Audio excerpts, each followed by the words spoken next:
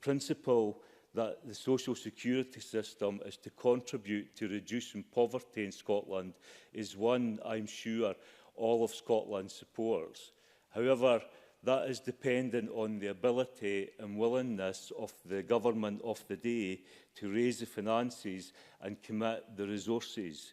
I believe that one of the most alarming developments of modern-day Scotland is the rising levels of child poverty in Scotland. Nearly 2 in 5 children face the prospect of poverty in Scotland by the end of the next decade. This represents a near 50% rise in the number of child poor from today and almost doubling since 2010.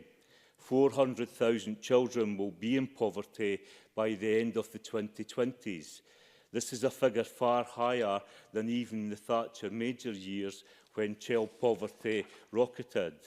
As the Institute of Public Policy Research recently said, the scale of the financial challenge of reducing child poverty will likely need concerted action for many years, requiring a combination of increased earnings for the poorest households through inclusive growth and increases in social security payments.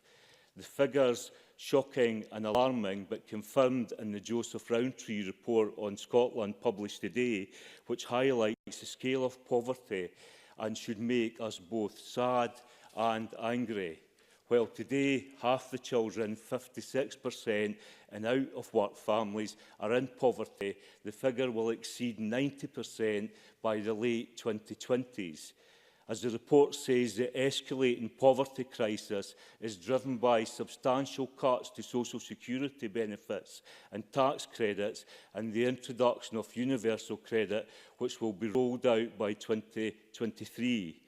So while I accept that we cannot mitigate all the ills of Tory welfare policy and failed Tory austerity, I suggest that tackling the growing levels of child poverty will be essential to achieve the principles that sit behind the Scottish social security system. Thank you.